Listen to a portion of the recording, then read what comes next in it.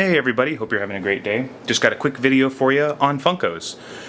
So I felt like I couldn't really do justice to like a collectibles channel if I didn't do something about Funkos. And now you won't see many of these videos on Funkos, even though there is a ridiculous amount of them. I'm not super into collecting them. I like to get them when they kind of stand out and are unique. So some of the ones that you see kind of in front are either ones that I've gotten as gifts or ones that I thought were more unique looking. One thing I will say is that Funko has gotten more and more kind of adventurous with their designs and the things that they're willing to tackle. So you'll see a lot more lot different sculpts. So like the Rathalos right there is pretty different from, you know, the stuff they started with, which was just kind of like celebrities or, you know, humans. Now I do want to show a couple that I feel really stand out and are really unique. I'm going to show the ones that are kind of more Funko-ish, kind of like their standard Funko design, but have a little bit of a twist on them. So let me move these guys into the background. And if you're wondering, the Cubone also has a stand, but I don't know where it is right now. So here, the unique ones are. Now, obviously, one of the things that kind of goes without saying about Funkos is that they are, I think they retail for about $12.99 American or US dollars. And so their paint quality, literally their value can come down to which one, if you're sitting at the store and you're like deciding which one to buy, by looking at it, technically one could be more collectible than the other just because of their paint job. So the consistency among the figures isn't super stellar, but also for the price point, it's pretty understandable because you're not going to get, you know, super amazing quality and super consistent results when you're producing a $12.99 figure. That's like, you know, really cheap price point. But that being said, I think that these ones stand out pretty significantly because they have a really good sculpt. It has a ton of character in it. Also, I just really love Cuphead. And so the designs of Cuphead could also just be really good in figure form, which I think is another big thing to consider when you decide to get some type of collectible. How well does that specific medium work as like a figure or maybe as a poster or something like that? And I think Cuphead really excels at that. And so kind of see the back side here, and you can even see that they're filled with milk, or actually I shouldn't say milk. They're filled with, you know, whatever liquid it may be. Maybe it's like a shake or something. I don't know.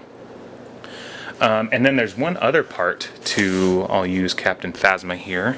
There's one other part of this duo that I want to show before going on to the kind of main event, and it is the Devil, which I think is really neat. And you can even pose him on top like that, so he's kind of creeping over the back.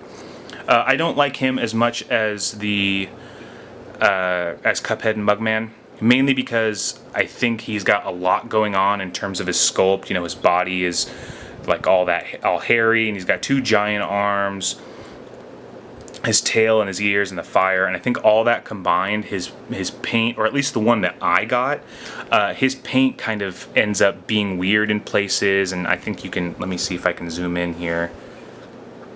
So you can see that his horn is kind of messed up in terms of the paint, and you might think, oh, you know, you just did that when you were having them on your shelf and they fell, or when you were unpacking them, something like that. This is how it came out of the box, because I remember opening it and being kind of frustrated because this wasn't something I could very easily find, so I had to order it online, so I couldn't, you know, sit there in the store and look at each of them and pick the one that had the best paint. Now, that being said, I do still really love them, and I think they're great.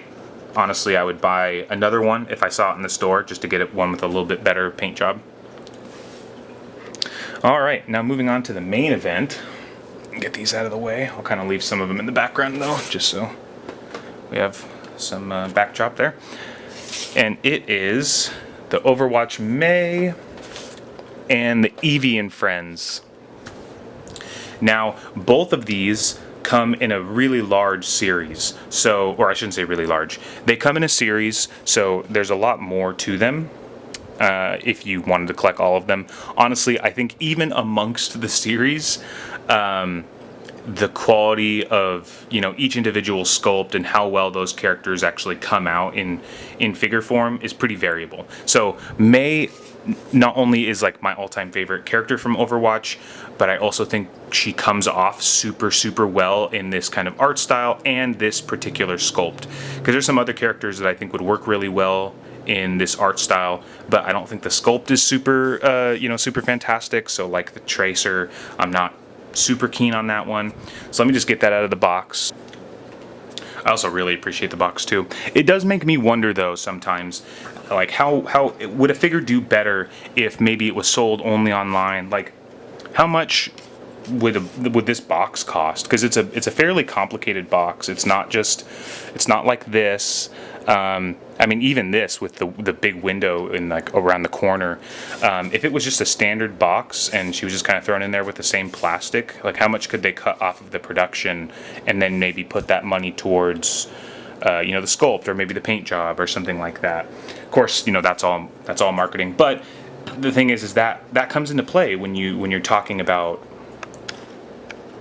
the quality of these. Is like you have to consider how much money they were given and where that money went, and because sometimes, especially for Funko, most of it, they don't really have a lot of it. It's a lot of people walking into a store, seeing it and going, oh, that's cute, I'm gonna buy it.